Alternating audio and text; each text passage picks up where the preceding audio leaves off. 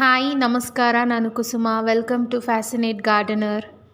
ಇವತ್ತಿನ ವಿಡಿಯೋದ್ರಲ್ಲಿ ನೀವು ನನ್ನ ಟೆರೆಸ್ ಗಾರ್ಡನಲ್ಲೇ ಬೆಳೆಸಿರುವ ಸುವರ್ಣಗಡ್ಡೆ ಹಾರ್ವೆಸ್ಟ್ನ ನೋಡ್ಬೋದು. ನೀವಿಲ್ಲಿ ನೋಡ್ಬೋದು, ನಾನು ಬೇಷನಲ್ಲೇ ಸುವರ್ಣಗಡ್ಡೆನ ಬೆಳೆಸಿದ್ದೀನಿ. ಸುವರ್ಣಗಡ್ಡೆ ಎಲೆಗಳೆಲ್ಲ ಎಲ್ಲೋ ಆಗಿ ಬೀಳಕ್ಕೆ ಸ್ಟಾರ್ಟ್ ಆಗಿದೆ. ಒಂದು ಸುವರ್ಣಗಡ್ಡೆ ಗಿಡ ಎಲೆ ಮಾತ್ರ ಎಲ್ಲೋ ಆಗಿ ಬಿದ್ದಿದೆ. ಮಿಕ್ಕಿದ ಗಿಡ ಎಲೆಗಳೆಲ್ಲ ಇನ್ನೂ ಗ್ರೀನ್ ಆಗೇ ಇದೆ. ಅದಕ್ಕೆ ನಾನು ಲೈಟಾಗಿ ನೀರು ಹಾಕ್ತೀನಿ. ಸುವರ್ಣಗಡ್ಡೆ ಗಿಡದು ಎಲೆಗಳು ಯಾವಾಗ ಎಲ್ಲೋ ಆದ ತಕ್ಷಣವೇ ಹಾರ್ವೆಸ್ಟ್ ಮಾಡೋಕ್ಕೆ ಹೋಗಬಾರ್ದು. ಎಲೆಗಳೆಲ್ಲ ನೀಟಾಗಿ ಒಣಗೋವರೆಗೂ ಲೈಟಾಗಿ ನೀರು ಹಾಕ್ಕೊಂಡು ಬರಬೇಕಾಗುತ್ತೆ. ಸುವರ್ಣಗಡ್ಡೆ ಗಿಡ ಎಲೆಗಳೆಲ್ಲ ಚೆನ್ನಾಗಿ ಒಣಗಿದೆ.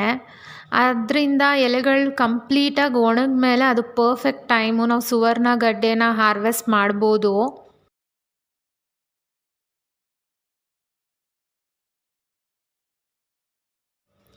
ನೀವಿಲ್ಲಿ ನೋಡ್ಬೋದು, ನಾನು ಸುವರ್ಣಗಡ್ಡೆ ಎಲೆನ ಎಳೆದ ತಕ್ಷಣ ಎಷ್ಟು ಈಸಿಯಾಗಿ ಬರ್ತಾ ಇದೆ. ಇದು ಒಂದು ಸೈನು ನಮ್ಮ ಪರ್ಫೆಕ್ಟಾಗಿ ನಮ್ಮ ಸುವರ್ಣಗಡ್ಡೆ ರೆಡಿಯಾಗಿದೆ ಹಾರ್ವೆಸ್ಟ್ಗೆ ಅಂತ. ಬೇಷನಲ್ಲಿರೋ ಮಣ್ಣನ್ನು ಉಲ್ಟಾ ಮಾಡಿ ಹಾಕಿದ್ದೀನಿ ಇಲ್ಲಿ. ಎರೆಹುಳಗಳು ಮತ್ತು ಸುವರ್ಣಗಡ್ಡೆಗೆ ಯಾವುದೇ ಥರ ಡ್ಯಾಮೇಜ್ ಆಗಬಾರ್ದು ಅಂತ ಗಾರ್ಡನಿಂಗ್ ಟೂಲ್ಸ್ ಏನೂ ಯೂಸ್ ಮಾಡ್ತಾ ಇಲ್ಲ. ಕೈಯಲ್ಲೇ ಎಲ್ಲ ಮಣ್ಣೆಲ್ಲ ತೆಗಿತಾ ಇದ್ದೀನಿ. ಸುವರ್ಣಗಡ್ಡೆಗೆ ತುಂಬಾ ರೂಟ್ಸ್ ಇರುತ್ತೆ, ಅದರಿಂದ ಸ್ವಲ್ಪ ಟೈಮ್ ಬೇಕು ಇದನ್ನು ಚೆನ್ನಾಗಿ ಕ್ಲೀನ್ ಮಾಡೋದಕ್ಕೆ. 2-3 ವರ್ಷ ಹಿಂದೆ ನಮ್ಮಮ್ಮ ಅಂಗಡಿಯಿಂದ ಸುವರ್ಣಗಡ್ಡೆ ತಂದಿದ್ದರು. ಆ ಸುವರ್ಣಗಡ್ಡೆ ಮಧ್ಯದ್ರಲ್ಲಿ ಒಂದು ಮೊಳಕೆ ಬಂದಿತ್ತು. ಆವಾಗ ನನಗೆ ತೋರಿಸಿದ್ರು, ನೋಡು ಎಷ್ಟು ಚೆನ್ನಾಗಿದೆ ಸುವರ್ಣಗಡ್ಡೆ ಮೊಳಕೆ ಅಂತ. ಅದು ಸ್ವಲ್ಪ ಲೈಟ್ ಪಿಂಕ್ ಕಲರಲ್ಲಿತ್ತು. ತುಂಬಾ ಅಟ್ರಾಕ್ಟಿವ್ ಆಗಿತ್ತು ನನಗಂತೂ. ಸುಮ್ಮನೆ ಕ್ಯಾಶುಯಲ್ ಆಗಿ ಸರ್ಚ್ ಮಾಡಿದೆ, ಈ ಮೊಳಕೆ ಹಾಕಿದ್ರೆ ಗಿಡ ಬರುತ್ತಾ ಇಲ್ವಾ ಅಂತ. ಸುವರ್ಣಗಡ್ಡೆ ಗಿಡದ ಬಗ್ಗೆ ತಿಳ್ಕೊಂಡ್ಮೇಲೆ ನನಗೂ ಒಂದು ಆಸೆ ಬಂತು, ನನ್ನ ಟೆರೆಸ್ ಗಾರ್ಡನಲ್ಲೂ ಒಂದು ಗಿಡ ಹಾಕ್ಕೊಬೇಕು ಅಂತ. ಅವಾಗ ನಮ್ಮ ಅಮ್ಮಂಗೆ ಹೇಳಿದೆ, ಆ ಮೊಳಕೆ ಬಂದಿರೋ ಜಾಗ ಮಾತ್ರನೇ ಕಟ್ ಮಾಡಿ ಎತ್ಕೊತೀನಿ ಅಂತ. ಸುವರ್ಣಗಡ್ಡೆ ಮೊಳಕೆ ಬಂದಿದ್ದ ಕಟ್ ಮಾಡಿರೋ ಪೀಸನ್ನು ನಾನು 2 ವಾರ ಶೇಡಲ್ಲೇ ಒಣಗಿಸ್ಕೊಂಡೆ.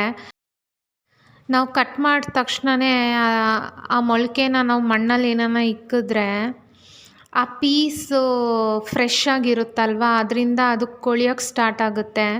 ಅದರಿಂದನೇ ನಾವು ಕಟ್ ಮಾಡಿರೋ ಜಾಗ ಚೆನ್ನಾಗಿ ಡ್ರೈ ಆಗಬೇಕು, ಒಣಗಬೇಕು ಅಂತ ನಾನು ಒಂದು 2 ವಾರ ಹಂಗೆ ಶೇಡಲ್ಲಿ ಒಣಗಿಸಿದ್ದೆ.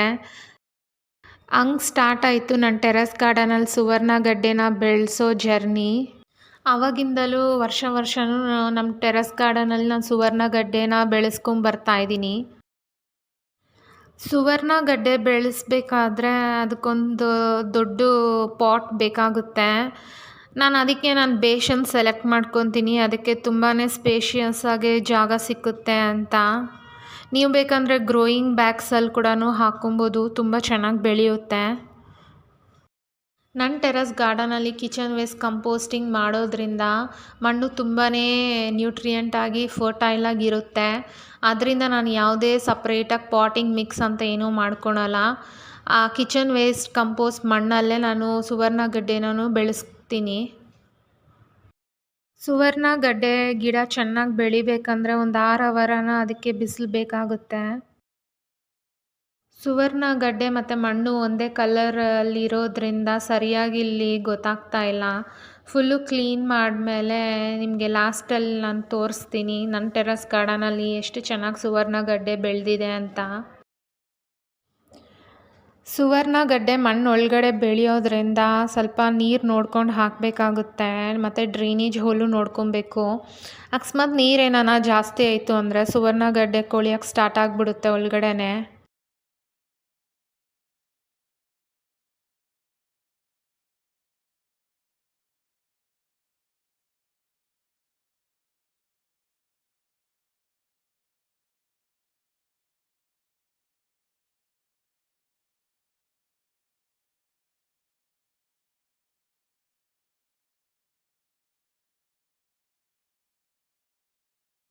ಟೆರೆಸ್ ಗಾರ್ಡನಲ್ಲಿ ಬೆಳೆಸಿರೋ ತರಕಾರಿಗೂ ಅಂಗಡಿಯಲ್ಲಿ ತರೋ ತರಕಾರಿಗೂ ತುಂಬಾ ಟೇಸ್ಟಲ್ಲಿ ಡಿಫ್ರೆನ್ಸ್ ಇರುತ್ತೆ.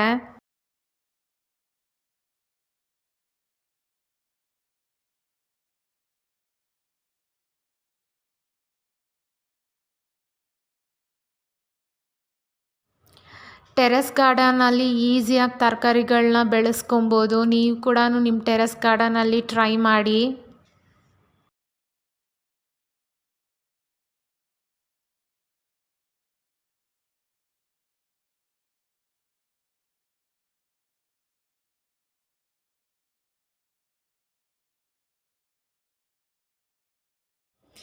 ಇಲ್ಲಿ ನೀವು ನೋಡ್ಬೋದು ನನ್ನ ಟೆರೆಸ್ ಗಾರ್ಡನಲ್ಲಿ ಈ ವರ್ಷ ಸುವರ್ಣಗಡ್ಡೆ ಇಷ್ಟು ಹಾರ್ವೆಸ್ಟ್ ಆಗಿದೆ. ಸುವರ್ಣಗಡ್ಡೆಯಲ್ಲಿ ತುಂಬಾ ಬೇರು ಮತ್ತು ಮಣ್ಣಿದೆ, ಅದಕ್ಕೆ ನೀರಲ್ಲಿ ಹಾಕಿ ಚೆನ್ನಾಗಿ ತೊಳಿಬೇಕು ಇದನ್ನು.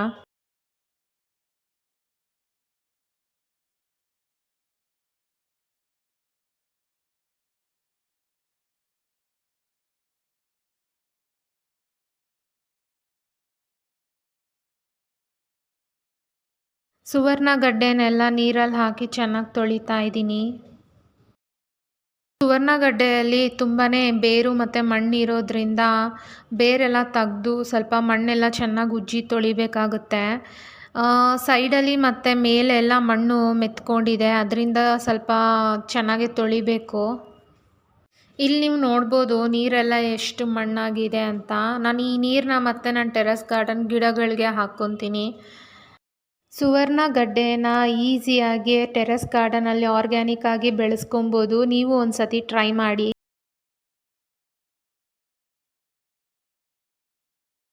ನೀವಿಲ್ಲಿ ನೋಡ್ಬೋದು ಸುವರ್ಣಗಡ್ಡೆ ಮೊಳಕೆಗಳು ಲೈಟ್ ಪಿಂಕಲ್ಲಿದೆ.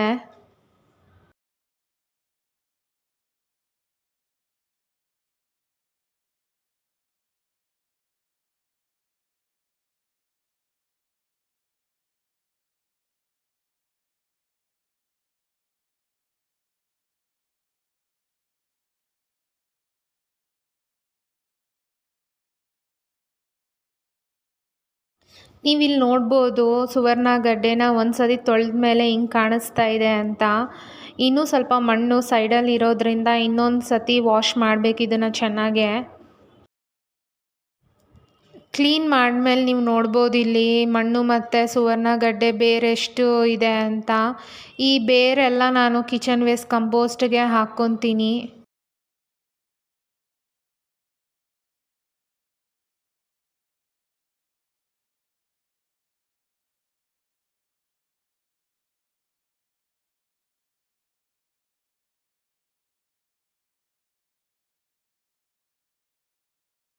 ಇನ್ನೂ ಒಂದು ಸತಿ ಸುವರ್ಣಗಡ್ಡೆನ ಚೆನ್ನಾಗಿ ತೊಳ್ಕೊತಾ ಇದ್ದೀನಿ.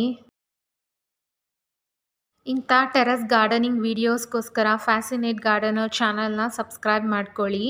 ಪಕ್ಕದಲ್ಲಿರೋ ಬೆಲ್ ಐಕಾನ್ ಪ್ರೆಸ್ ಮಾಡಿ, ಅದರಿಂದ ನಾನು ಯಾವಾಗಲೇ ವಿಡಿಯೋ ಹಾಕಿದ್ರೂ ನಿಮಗೆ ನೋಟಿಫಿಕೇಷನ್ ಬರುತ್ತೆ. ಯಾವುದೇ ಥರ ವೀಡಿಯೋಸ್ ಮಿಸ್ ಆಗಲ್ಲ. ಸುವರ್ಣಗಡ್ಡೆ ಬೆಳೆಯೋದಕ್ಕೆ 6 ಇಂದ 12 ತಿಂಗಳು ಬೇಕಾಗುತ್ತೆ.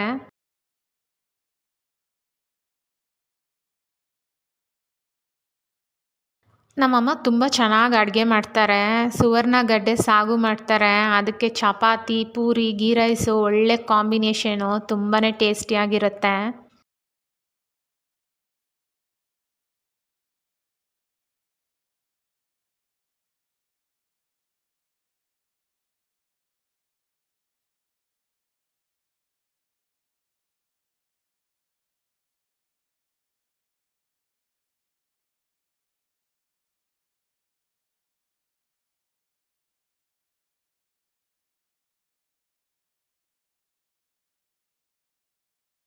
ನೀವಿಲ್ಲಿ ನೋಡ್ತಾ ಇದ್ದೀರಲ್ವಾ ಸುವರ್ಣಗಡ್ಡೆ ಮೇಲೆ ಡಾಟ್ಸ್ ಕಾಣಿಸ್ತಾ ಇದೆ ಅಲ್ವಾ, ಅದೇನಂದರೆ ಸುವರ್ಣಗಡ್ಡೆ ಬೇರೆ ಹಂಗೆ ಬೆಳೆದಿರುತ್ತೆ. ನಾವು ಆ ಬೇರೆಲ್ಲ ತೆಗೆದ ಮೇಲೆ ಹಿಂಗೆ ಡಾಟ್ ಡಾಟ್ ಕಾಣಿಸುತ್ತೆ.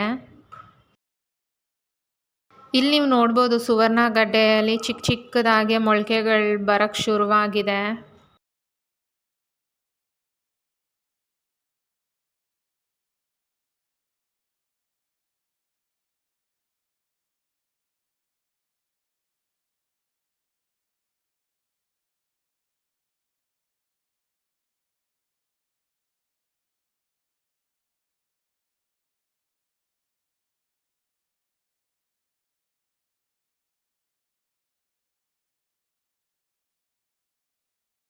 ನನ್ನ ಟೆರೆಸ್ ಗಾರ್ಡನಲ್ಲಿ ಬೆಳೆಸಿರೋ ಸುವರ್ಣಗಡ್ಡೆ ಗಿಡಗಳಿಂದ ನನಗೆ ಇಷ್ಟು ಸುವರ್ಣಗಡ್ಡೆ ಗಿಡ ಹಾರ್ವೆಸ್ಟಿಗೆ ಸಿಕ್ಕಿದೆ.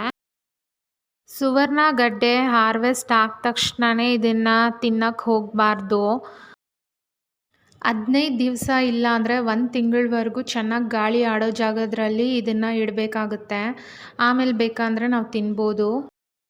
ಇಲ್ಲಿ ನೀವು ನೋಡ್ಬೋದು ಈ ಚಿಕ್ಕ ಸುವರ್ಣಗಡ್ಡೆಗೆ ಎಷ್ಟು ಮೊಳಕೆಗಳಿದೆ ಅಂತ. ಇದು ಒಂದು ಬೇಷನಲ್ಲಿ ಇಕ್ಕಿದ್ರೆ ಸಾಕು, ತುಂಬಾ ಗಿಡಗಳು ಬೆಳ್ಕೊಳುತ್ತೆ.